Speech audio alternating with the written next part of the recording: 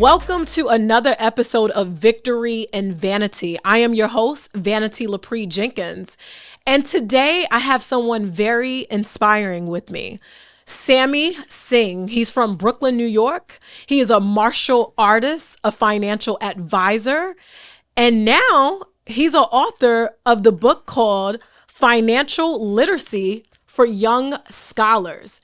And, you know, I noticed growing up, what I didn't have was financial literacy as a child and even in my younger adulthood. And I think this is fantastic for the generations to come. Without further ado, Sammy Singh. Peace, everybody. How are you, Sammy? I'm doing great. Fantastic. That's beautiful. How are you? I'm good. Thank you for being here. No problem at all. So I'm going to jump into it. Who is Sammy Singh? And I know you're from Brooklyn, New York. How was it growing up in Brooklyn, New York, as a child and a teenager? Sure, absolutely. So, being from that era, especially, I'm an 80s child. There were a lot of challenges, especially in particular environments. I moved around quite often. My parents were separated from when I was small. My father has his PhD, so education was always a thing for me. But although I didn't grow up with him, I would see him ever so frequently. So I always had this drive that, typically there's a format. If you get a proper education, you have the ability of getting a great career, which means you can make great money and achieve the things that you want. So I knew that was the pathway that I had to follow in order to accomplish certain things. But as I mentioned before, Brooklyn and other places I've lived definitely does have their challenges. You're going to have the distractions of being a street youth, and I definitely did have that experience. Got into some trouble here and there, but nothing too serious. When I was younger, I probably did more of the standard Dennis the Menace, Bart Simpson kind of stuff. But I had straight A's in school most of my life. So when I hit high school, I kind of got to a crossroad where I was getting pulled to the other side. And fortunately, I'll just say it straight right out, I got expelled from a few schools. I have no shame in that because all of those things make my strength of who I am today. So although I got expelled from a few schools, went to Job Corps, etc., it just strengthened me more as a person and my character. I ended up going to college. I started college early at 17. I dormed for a while. And during that phase, I realized that education is absolutely the key. But I couldn't wait to finish school. So I saw an ad in the New York Times to become a stockbroker trainee. And they said, oh, you can make money like doctors and lawyers. So I'm like, wow, that sounds so exciting. You can make all this money. And I still was in school. Mind you, I was about 19 at the time when I saw the ad. But I didn't know that it was going to be something like, I don't know if you've ever seen the movie Boiler Room or Wolf on Wall Street. Typically what it is, people will be in a room and they're cold calling millionaires throughout the United States and you're trying to pitch them stock. So it was a struggle, even doing that. But I figured, hey, I'm from the struggle. This is going to be a piece of cake. All I'm doing is just standing up, making phone calls throughout the day. And I'm speaking to these people that have no idea what I look like. They have no idea. In those days, I had braids. They don't know what my hairstyle is like. They have nothing, no knowledge of what I look like as a person. What they're buying is my gift of gab. So I can be whoever I want to be on the phone. As a lot of us in the black community, we tend to code switch quite often. And I surely did it quite well that it blended into my career. But I was a stockbroker for about a couple years, worked commission. And so by the time I was coming to the latter part of my undergrad degree, I had so much experience in the brokerage industry as far as selling investments and talking about stocks that I ended up staying with the industry. So as I kind of rewind, I had the challenges, and through those things, I persevered. That's a powerful story. Like, you really come from humble beginnings, and I love how you were like, no, I'm out here, I'm going to get it, and then to find it in the ad about stockbroking being trained. I wish they had those ads nowadays. They probably have them on the internet. And one quick thing, you actually have to study for a Series 7, which is considered one of the 4th hardest tests in the country at that time. I don't know what standard it is now, but it's a 6-hour test. So you have to sit there and just take this test, and it's either you pass or you don't. If you don't pass, you don't have a job anymore. So that's some of the licenses that you have to have in the investment world. which, like I said, I come from tougher things. So usually when you're tough, you can break through, or you get broken, one or the other. Okay. Nice. So is it safe to say that's when you learn the importance of money? Because that was the question I was going to ask you, is like, when did you learn the importance of money and why the financial advisor path? So interestingly enough, I think I always recognize the value of money. Um, as I said, I grew up with my mom primarily, and my mom went through struggles. But I didn't know that because she shielded me from really realizing she was going through those experiences. And as I got older, when I got 14, I hit like 14 years of age, that's a time where you want to dress a certain way, and, it's competition in school by, how you look and that type of thing. So that was the day I kind of determined to myself that, I can't put all this pressure on her. Although I was only 14, in my mindset, I'm a grown man. So I have to do grown man things and, achieve certain things. So I saw money was definitely something I wanted to get. And of course, in those as 14, the opportunities are either this: you're either getting a job working on a farmer's tobacco, but my mom had to sign the paper, maybe a paperboy job, never got hired. So I had to figure out different routes. But I definitely saw that there was a value for it. I did work odds and ends. Probably I've been working since the age of 14 in all reality. I always figured that you need to get money, but more importantly, you need to retain your money, right? Quick tip that my uncle, one of my mom's brothers, he's a pretty rich guy, and he said to me years ago, he said, it's not how much money you make, it's how much you save. And I realized that that's definitely a value statement I want to proceed with. When I was in college, I actually studied chemistry. And I was just curious about it because my father, as I mentioned before, he has higher degrees in engineering. So my goal was to try to idolize him in some capacity, because when I saw him, when he would come around, he'd be in a very fly suit, very suave looking guy. Even though this is the 80s, he would still look pretty fresh in today's time from how I remembered him in those days. And I said, well, I want to be in that image. What do I have to do? And I realized money was a way to get there, but there are also stops that you have to take in order to get to that part of the status. Money is just I don't want to say it's the end game or the goal. It's more of a fuel to give you some of the things that you want financially, right? So that's why I kind of realized that it's more of a fuel. Money's more of a fuel. Not to go into a tangent, but in America, some people think, oh, certain countries are poor. But what makes it, what defines poverty in those countries, right? Because they might not have the flashy things that some of us may have.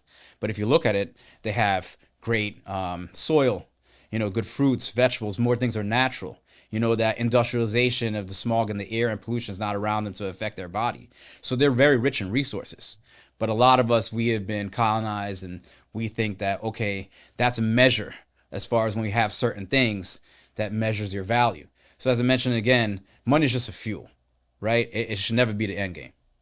I agree. I definitely agree with that. Nice. So, your book, Financial Literacy for Young Scholars by Sammy Singh. So, I noticed in the book, I read this book twice. Nice. Your main character is a dog, and his name is Money Max. Why that character? To take kids on a journey of how to obtain, sustain, and the different dynamics about money.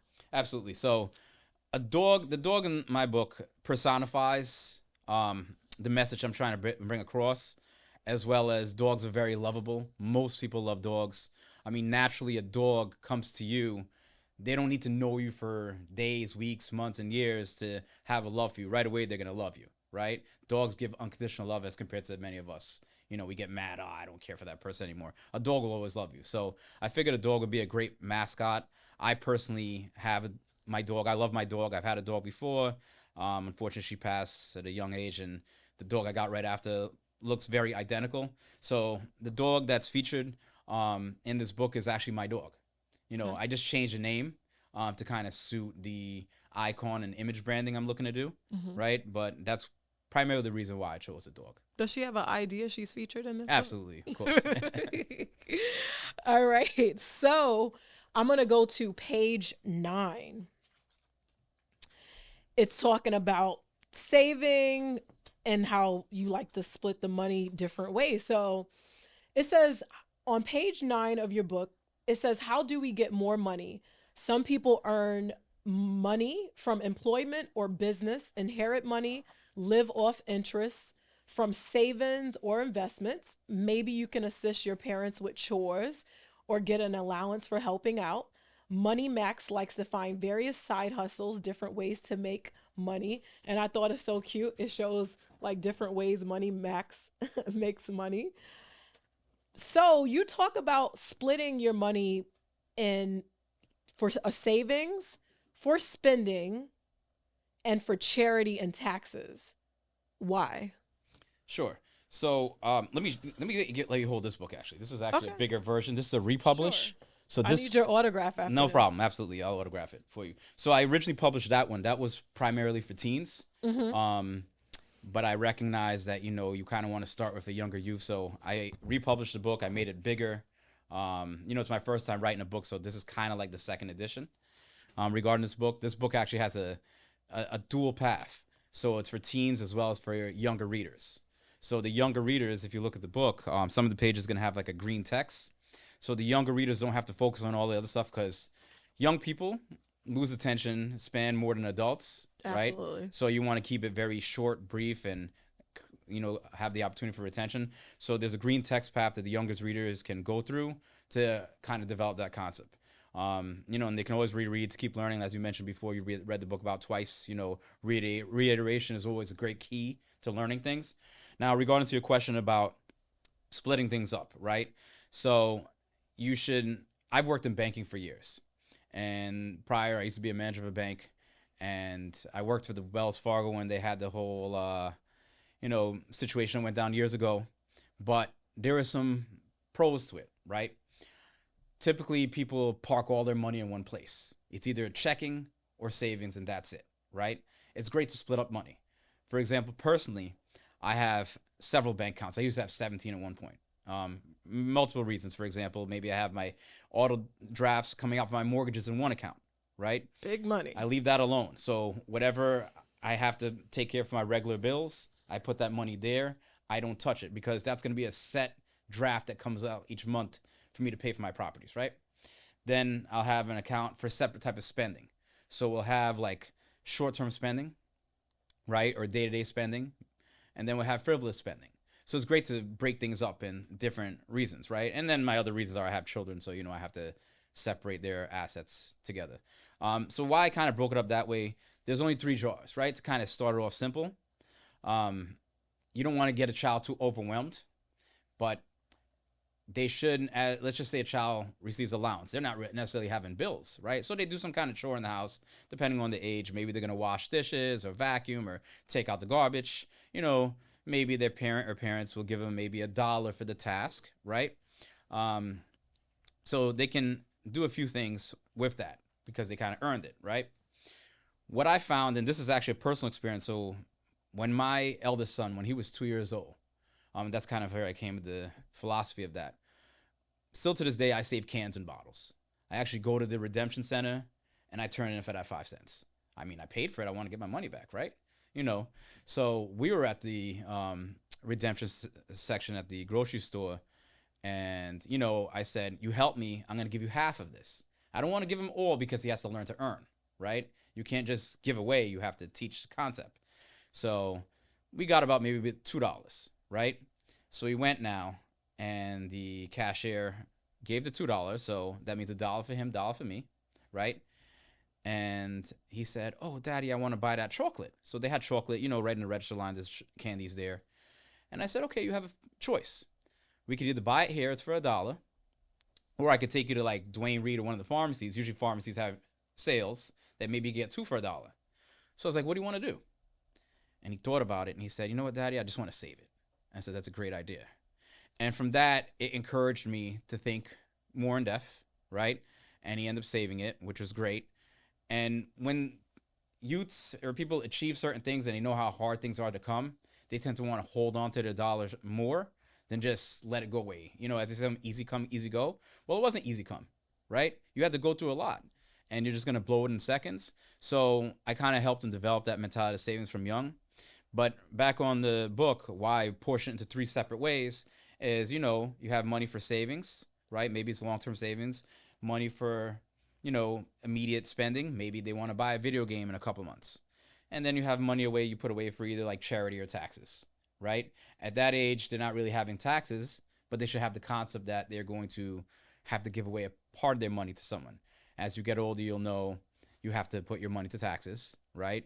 It's inevitable for the most part. So you kind of want them to have the understanding of concept from small that maybe they're getting $1, but they're only going to be able to retain maybe 70 something cents, right? So a part of that has to go to either charity, but when they get older, it goes to taxes. So I kind of want to develop that mindset. It's easier to start a new slate and teach things fresh than go into habits that are bad and you're trying to break those habits later on. So I want to condition them to segregate their assets when they're young. Love that. Great response and very powerful. I've been making better financial choices. That's good. And I'll definitely take some of this in consideration as well. All right. So you talk about investing early. And on page 21, we're going to get to that. Let me see one of those books because I can't remember all the pages. Sure. Thanks. You talked about kids having their own lemonade stand, and you gave that example. So I'm going to read what it said. Or do you want to read it, Sam? Okay. It's your I book. like the narration. That's cool. Okay, sure. Oh, okay. So investing, it says, what is investing? And I love this. And it shows everyone that we come in all different colors. And on pause, also some of those features are my children and my nieces. So hence, I thought that when I was reading it. So, and I saw the photos. So investing is the process of buying assets that increase in value over time and provide returns in the form of income, payments, or capital gains. There are so many ways to invest. You can possibly invest with your friend in a lemonade stand and split half the profits. Business is a way to make more money, but can also bear a risk of losing money. Now that part I hate, of losing money. I hate that part. And I want you to elaborate about that. So what if no one bought any lemonade and all the lemons spoiled before a profit could be turned? Yes, gambling, the investing part, that bothers me sometimes, Sammy, I don't want to tell my age on air right now. So sometimes when we invest things, we lose money. How do we get over the fact of really strongly disliking losing money and be okay with taking a gamble? So of course we're speaking to children, right? We're not talking about adults right now. Yeah, that's all a part of life, though. I mean, from even a young age, they should learn that it's not always going to be a sunny day, right? There's going to have rain, and rain is very necessary because if there's no rain, there's a drought and how a crop's growing. So you need rain. You need that balance in life. Regarding and investing, the same concept applies. Like with the lemonade stand, you're not going to be able to, if it's very busy, then maybe they're going to be able to squeeze out those lemons, make lemonade. People are going to buy them. But there's going to be circumstances where there's going to be a day or a moment that maybe they don't get to make all the lemons and make lemonade. Maybe they're going to spoil. Maybe that may be a loss. Or maybe they made lemonade and, no one bought it in time, right? Maybe they didn't get to freeze it. There's so many variables as why as someone might have not been able to make a profit, right? So you want to kind of drive that mentality from young is that, you're not always going to turn a profit. You have to understand that you're going to bear some possibility of loss. Loss is inevitable as a part of life for many things, right? And sometimes you don't go through some loss in some capacity. That appreciation for the profit might not really be able to stand. It's just like, again, if you have, sunny days all the time, you're not going to enjoy, sunny day number 32. But if it's raining for 4 days straight and then the sun came out, you're going to be more ecstatic, right? So it's kind of a concept you want to develop from young. Investing, I don't want to necessarily use the word gamble per se, right? You take educated calculations, right? Gambling is a casino. When it comes to, and I don't want to get too much into the wind as far as older people investing in the stock market and that kind of thing. But again, you're developing from young, right? Is that you're taking a educated calculation as far as, okay, usually I might get 10 customers that come today. So I know it's going to take me maybe 10 lemons that I need as far as my inventory to make those lemonade for the people, right? But if people didn't come and you keep buying 10 lemons every day, and then there's going to be those days that maybe only 2 people showed up at your stand because maybe it's raining or competition or who knows what, why I didn't come to you that day. You have to understand that there's going to be a chance that you might have to suffer loss. Not to get into the weeds too much, but there's other things you can do. You can freeze a lemonade. Maybe you can make a lemon meringue pie. Maybe you can do some seasoning to make it for lemon chicken with pepper wings or whatever. There's so many things you can do than just give up. So you will find that, again, back to going to other countries, America wastes a lot, right? Most Americans will be like, oh, the lemon's spoiled, let me throw it away. In other countries, they'll probably take those rinds and make something out of it, that will, maybe they'll use it as a cleaner to scrub off their headlight. There's so many things that you can do that you kind of want to mitigate your loss or even mitigate risks. So I don't want to use the word gamble. I want to say you kind of want to take more educated calculations. And the best way to go through that is experience. I love that. I love that response. So the quote that you had, I believe it's on, you see, I was into the book. I was into the book. So I'll definitely, on page 28, this quote that I love. And you've said this before when you and I spoke. Sacrifice by choice instead of struggle by force. I like that quote. What meaning is that today? Absolutely. So I that quote, I made that quote up. I hope you have it copied someday. Absolutely. I hope you have it copyrighted. Listen, so sacrifice by choice or struggle by force, right? Absolutely. So some people, they're forced into struggling, right? Why? Like, for example, when I was a manager of a bank, I made pretty good money. Does that mean I have to go blow it every time I'm making good money? Can I afford to eat out lunch every day? I sure can. I don't need to just because I can do it. So I was sacrificing. Just because I was making a certain amount of money doesn't mean I have to go and spend it, right? Kind of piggybacking off of what I was saying earlier. So as the money comes in, I want to sacrifice because, let's just say 20 years ago, I wanted to buy a home. And I know that you want to buy a property. It's not an overnight thing. You can't just blink your eyes and be like, oh, I'm going to buy a home tomorrow. It takes, years of planning. It takes sacrifice, right? So rainy days happen all the time for us. Some people have their back against the wall and they're forced in a position of struggle, right? They're forced in a position of struggle like, oh man, what am I going to do? Where am I going to eat now? Where am I going to live, et cetera, et cetera. Unfortunately, that comes to improper planning a lot of times, right? Because sometimes people might forget some of the hardships they may have went through, and life has a way of rewinding, right? I find that true poverty is not really in the United States. It's more in other countries. I've traveled the world. I've been to 40 states and 5 continents so far, and I've seen true poverty when you go to other places that people are really struggling, that they don't know where their next meal is going to come. They have a system over here that you can't really starve in America. You can get food stamps. If you don't get food stamps, you can go to a food pantry. You really can't starve in the U.S. So it's kind of a mentality, right? And instead of people waiting to have their back against the wall, you kind of want to plan that, hey, keep in your mind, remember what I went through before? I don't want to go through that again. You want to have some type of fear in yourself that I don't want to ever be poor again. So what do I have to do? So sometimes you're going to have to sacrifice a little bit. So back when I was a manager of the bank, I used to bring sardines to work sometimes. And I hate sardines. Honestly, I don't even like them. But I knew I had the bigger picture, that I wanted to buy a home. So I sacrificed my money and I saved. And sometimes people lose their job, right? They're struggling for a while. Now you're forced to cut corners. You're forced that you can't live those luxuries that you lived before, when you're just splurging your money. So the mindset of that quote is it's best to sacrifice by choice because you have a choice to sacrifice instead of being forced into struggle. So I've been saying that for years, and I was glad I was able to throw it in this book. I was planning to throw it in another book before I went to a children's book, but I strongly believe in that mentality. You absolutely should sacrifice by choice instead of struggling by force. I agree. I thought about that quote when I wanted to get that Gucci perfume set like 2 days ago. Listen, nothing wrong with splurging a little bit here and there. We deserve to take care of ourselves and treat ourselves here and there. Yeah. But at the same time, if you have a greater goal that you want to get to, it doesn't always come easy. Sometimes those big pictures, those big goals, it's going to take some sacrifice. No, I agree.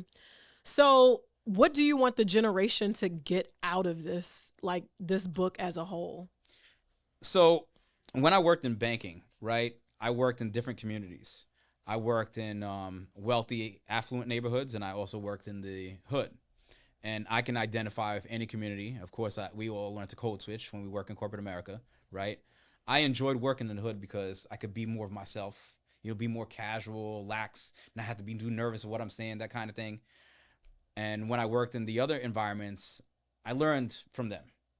I learned that when I worked in an area like Great Neck, for example, Great Neck, Long Island, a couple would come in and they'd have their son be 17 years old. 17, almost 18. His credit's in the 700s. Why is his credit in the 700s already? Because their parents put him on as an authorized user on their credit card. So they already developed him for greatness, right? Now I work in an area like Hempstead. Not knocking Hempstead. I actually love Hempstead. You have a youth coming in, 18 years old. He can't even get a bank account. Why? Because the mom used to have the gas bill in her name. Now she didn't pay it. Now the gas got turned off. Now she used the child social to put the gas in. Now messed his credit up. So, you have two different mentalities, unfortunately, right? Not saying this is overall, but, to be a generalization, but I've seen that working in different neighborhoods. So what I learned from working in those affluent neighborhoods, I said I want to bring that, some of those trade secrets or whatever they're doing, I want to bring it back to our community. Now, I'm going to get into another quick thing real quick. As you may notice, some people may see this flag. I am a 5%er, right? And a lot of people have, misconceptions of what we're about. We're about family, and doing the righteous thing, right? Some people come in our name and do the wrong thing and put the blame on us. I'm about helping the youth and doing the right thing for family. And I feel that if you can show the right tools to people, what they choose to do with that is up to them. But at least I did my duty as a civilized person to try to show you the right path and the right tools. So those same people in Hempstead, we had a program that we would try to show people how to build up their credit. A secure credit card was one of the examples. And Wells Fargo, that's where I used to work, they had a program you could put anywhere between $300 to $10,000 into this card.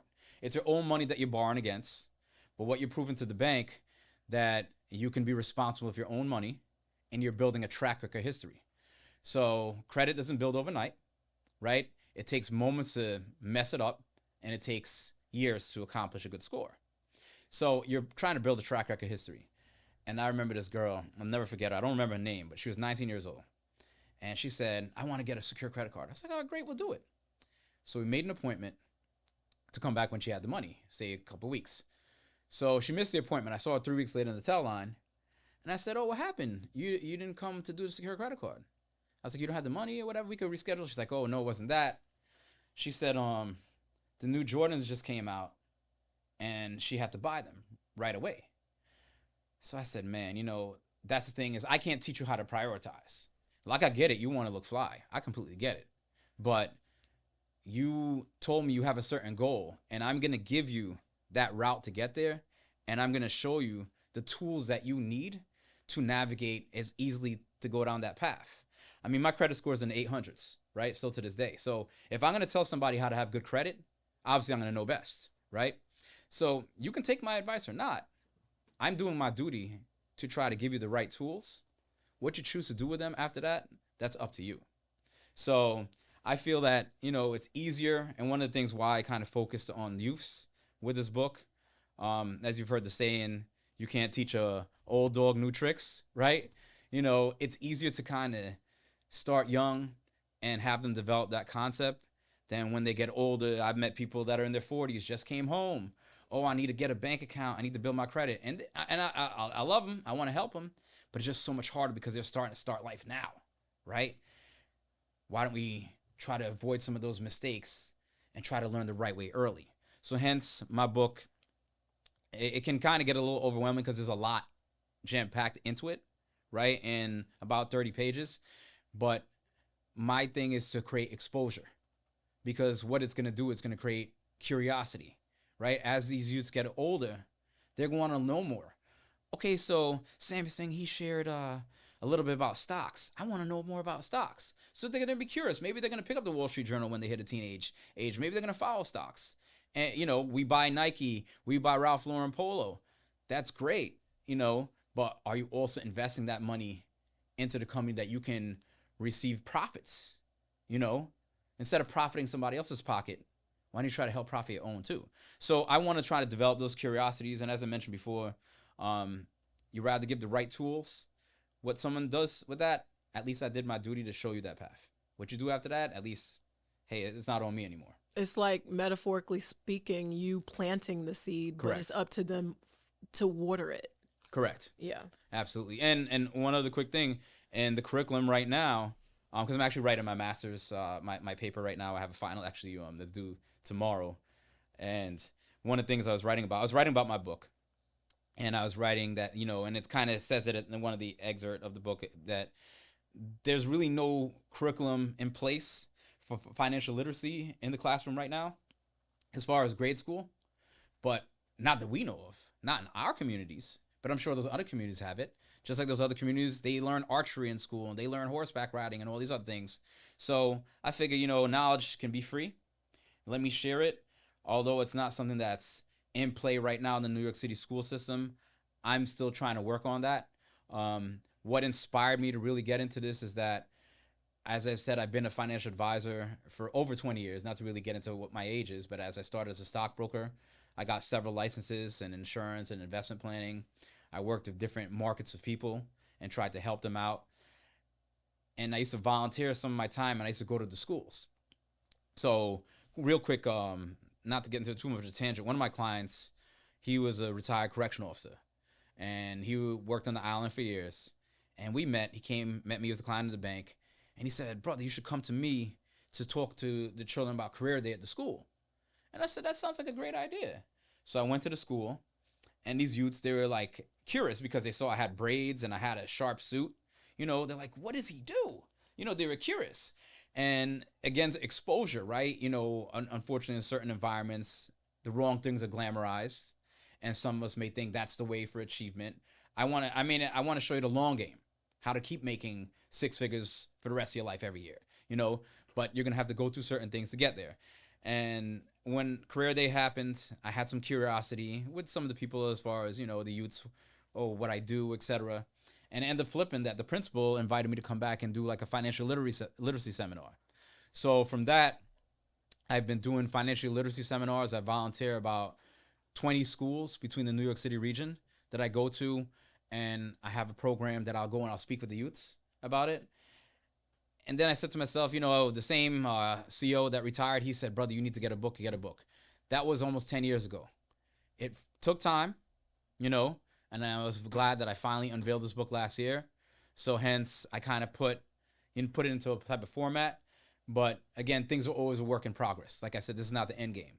There's more to it. Tomorrow, I'm meeting with a director. They have an after-school program. Yes, it's a Saturday. But this program is going to have the youths come over on a Saturday to the school. I think they have different activities. I'm going to go there and I'm going to speak a little bit about my book. And, she gave me some good insight. I'm actually working on another book right now. It's going to be probably published maybe in the next month or so. It's an activity coloring book. So it gives the youths some chance to engage, because retention is easiest when it's hands-on. Right? So it's a coloring book. They're going to do activities. In this book, there's a little bit of activities, as you might have saw. There's a map, kind of like Where's Waldo? They got to look for the dog, and they're learning about currency.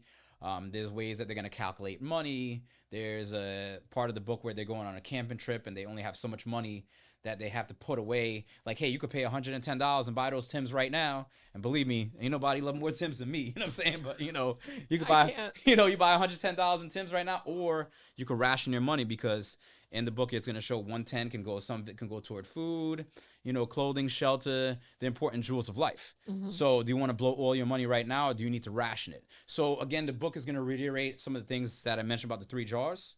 So the activity book, it's going to have some of those same activities that's in this book, but it's going to be more, because I want to get to the younger readers a little bit more in depth, right? Because as I mentioned before, that this book can be a little overwhelming for the younger readers, more for teens. That new book that's out is actually a combination. It's for younger readers and teens. And the book that I have coming out within the next couple months that I'm still working on, it's primarily for younger readers. I highly doubt a 15-year-old wants to do coloring. So I mean, it's nice, but you're right. A 15-year-old, absolutely, yeah, not. So let people, the listeners, know where can they purchase this book. So this book you can get. You can go to Amazon, Amazon.com. It's actually published in I think about 15, 20 countries. For the U.S., it's going to be Amazon.com.us or something like that. But when you go on there, you could type in the search engine, financial literacy for young scholars. I should pop up on the list. You put my name in at the bottom, Sammy Singh. You're going to be able to find me.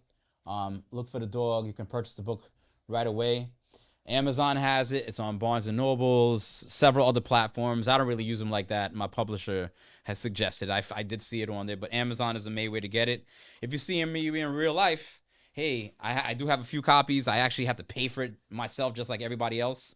I didn't get it for free because, there was a cost to this, right? Illustrating, editing, publishing, all of that. I actually went to a local print shop and I printed them. They kind of sucked. So I had to order some from Amazon. They gave me a cost. So I do have a few on deck. If you ever see me in person, you could buy it on the spot. We could build a little bit about it and I could sign it for you. Okay, love that. So you did speak about that you speak in different classrooms. I could definitely see, I don't know if I'm using the right words, but like I could see where this is like a must read in different classrooms. Like when we go to school, we have to read a book and we do like a quiz, a test on it. Like I could really see like a couple of schools, like some schools like really purchasing this for the younger like generation and then making this like mandatory for them to read and do quizzes and tests. I don't know. I'm sure you'll know how to spin that to what I'm trying to say. Yeah, that's what I'm saying. I'm working on that right now. So I'm actually doing my marketing mix right now regarding that. As I said, I wrote a paper earlier. It's due on Sunday, but I'm turning it on Saturday because I have a lot going on. I'm going international next week. So I have a lot of things I have to get done with. But the marketing that I'm doing, I already created a plan. I'm going to try to meet with New York City chancellors. I'm going to speak whoever I can speak to in DOE. What's great is that my children have been going to one of the best charter schools, biggest charter schools in New York City, Success Academy. Fortunately, I was president and vice president of Success Academy's PCC for 6 years. I ran the elementary division, and then my eldest son went to middle school. I did that for about a couple of years. So I was president and VP of the PCC, similar to like PTA in the public school system. I had the ability of meeting the CEO and other people. So I'm going to repitch it now. One of the great things that Success Academy gave me a few years ago when they had COVID, when children were at home doing remote learning, I did a financial literacy seminar for these children via Zoom. I'm not the most tech savvy person, so I had to kind of figure it out. But it was pretty successful, and I did an in-person curriculum with the youth. It was like maybe a couple hours, not even. No, I'm going too far there because they're youths. They didn't have that attention span. But I was there for quite some time, and I did a synopsis of what's happening. But I'm really trying to coordinate it to be in a program. I'm going to start with Success Academy first, see how that goes, because I do know some of the higher ups there. Now that I have the physical copy in play. I'm going to speak with some other people. I do have friends that are teachers that are going to help me devise more of a coursework. And I'm going to keep pushing at it. Like lots of people say, hey, we have that gap, especially in New York City. There's no financial literacy program that's available in the New York City public school system, especially the charter school system. So I'm going to keep pushing for that. I'm sure that there are threats of new entrants of other people. See, I'm using masterwork already here because, I'm going for my MBA, so we're learning a lot of different things regarding marketing. But there are probably other people out there that are going to try to write about this or, might have books out there, but are they also a financial advisor? You can write about other things, but if you're not a profession in that topic, it might be a little bit difficult to convey that message per se. Having experience with children, I have 5 boys. I take care of my children. I have a great relationship with the school, so I think that I'm a great asset and the right candidate to speak about this program. Hence, I wrote the book, and I hope that it's going to be out now on a more nationwide basis. But right now, we got to start with home first. They say charity starts at home, so New York is where it's at. Absolutely. I agree. So, in addition to you being a financial advisor, you're also a martial artist. How has that shaped your mindset as well as help with discipline? Absolutely. So martial arts is not all what everybody thinks. Oh, you just kick people and hurt people and etc. That's none of that's true, Somebody really right? thinks that? People think it. Oh my Back God. in the days I grew up in the '80s, people saw all these kung fu movies and Bruce Lee movies, and it was cool, and that was the hip thing in those days. And I was very excited, and I started early. I actually started martial arts at the age of 5. I've been consistent with it from the age of 5 to now. So I've been training martial arts for decades. I get up every morning at 5 a.m. Even if I train for 5 minutes or 15 minutes or whatever it is, I make sure I have that habit of training daily. I do go in person from time to time when I get a chance to train with guys from my dojo. But to circle back on the question, martial arts has taught me structure, right? It teaches you structure. It teaches you discipline. I think those are great life skills that you need to navigate, especially in New York City. It does give you self-defense, but just because you may have a skill set that you can know how to fight, you have to have more of the mindset to not use it. People are going to call you names. Should I just go beat up everybody that calls me a name in the street? Not at all. You have to learn self-control. You have to realize those are just words. Ignore it. You also have to calculate your battles. And I want to go into this tangent because this tangent made a very great impact in my life. One day I was on the train and I was coming from my dojo when we used to be in Bay Ridge, and my Walkman died. That's how old the story is. So, that Chinese guy wasn't walking down selling those batteries. So my Walkman died, and I had, listening to the background. So the conductor, he's coming out of his little thing and he's talking to 2 other guys on the train. And I'm overhearing the story, and he's talking about when he first got a job for the MTA. He used to cut hair on the weekends. And he did the MTA thing. And as you know, to get into the MTA takes a long time, right? It's a good job, good benefits, that type of thing. So he said one of the weekends he's still, he got the MTA job, but he's still doing barbering. And he's cutting somebody's hair. And somebody came up to him and punk slapped him in the back of the head. So he said, "What?" And he turned around and said, "Bow." And he said, "I laid him out," whatever. So he said, "I laid him out. He felt all powerful, whatever. He got locked up. I don't know what happened to the dude, but he's talking about his story. So he goes through the bullpen therapy, and he's like, "Yeah, I laid him out, blah, blah." I'm not going to get into some of the words that he used because I don't know what the audience rating is. But he says some stuff, and I'm listening to him. And those first few hours, he's saying, "Yeah, he felt like the tough guy." A few more hours pass, going through the bullpen therapy in Central Book, and he's like, "Man, my wife is expecting me home. I got to pick up the children from school. She's probably, made dinner." And he's stuck. He didn't get to make no phone call yet. A few more hours passed. He's thinking like, "Damn, what if the MTA found out that I just got into this altercation?" He's like, "I could lose my job."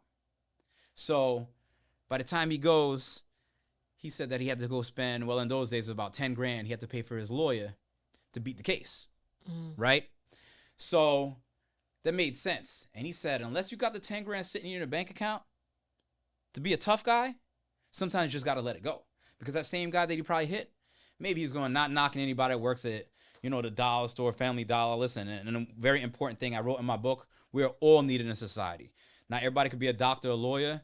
Everybody is needed because we are a community collectively. We need everybody. So, but that guy, he could go back and get a job, fill out an application, just, maybe don't care about background check. He's good.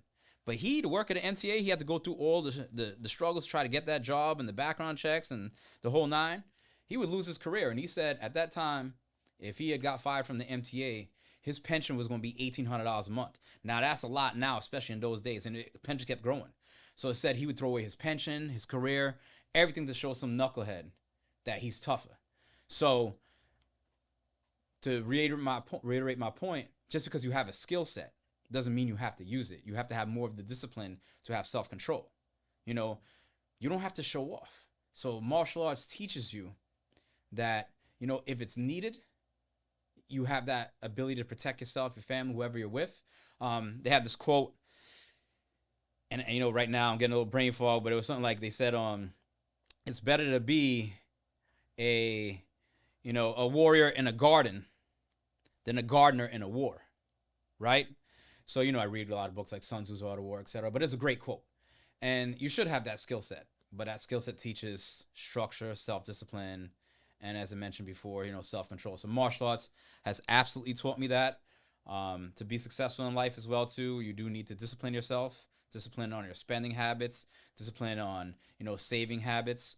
One tidbit I'll also throw in, and this has been something going around for years, pay yourself first. People are like, oh, I got to come up with this money, pay my rent, my mortgage, whatever. Pay you first. Put that money in another account. Pretend it doesn't even exist. Pay yourself first. Let it sit there. Because when those rainy days happen, you won't really feel a storm. It'll feel like a sprinkle to you. I like that. Okay, that was smooth. So, with last remarks, any advice to the young scholars and also even advice to adults that are starting that's willing to change? I know you said you can't teach an old dog new tricks, but what if an old dog want to learn new tricks and better their life, metaphorically speaking? So regarding adults, I'll tackle that right away. I mean, it is hard, but life ain't over. Keep trying. You know what I'm saying? You can try. It's going to be a lot more difficult. It's just like when you're young, they say it's easier to learn a new language under the age of 8 because your mind can absorb more. It's like a sponge. It's easier then. It's tougher to, but does that mean, oh, I'm past the age of 8? Let me not try to learn a new language? Keep going for things. You're still living, right? Enjoy your life. Do the best you can for your community. You know, you want to try to develop great spending habits now. It's not necessarily too late, right? It's just going to be a lot harder. It's like doing a backflip. You can do a backflip when you're younger. Compared to younger, it's just gonna be a lot more difficult. You're gonna be more nervous mentally, not just physically, but you're gonna be more nervous that, oh, I might, you know, crack my spine or break my neck or whatever. So, I implore you to still try it out. You know, it's never too late to make the right decisions in life, right? But the younger youths, develop that seed right now.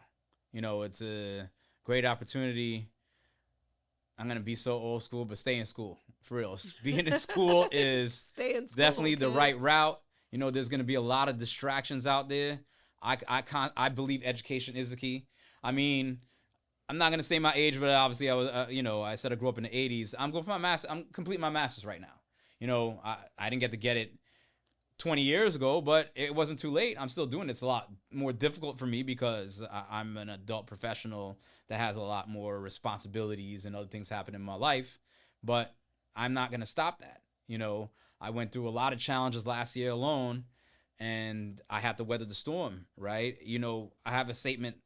I used to see this in interviews in banks when I used to go. I said, don't let the obstacle overcome you. Overcome the obstacle. And last year, with all the challenges I had, I enrolled back in the graduate program.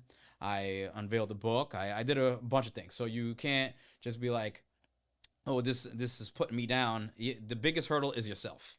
And that goes for all ages. So you can be whatever you want in this world. You can move anywhere.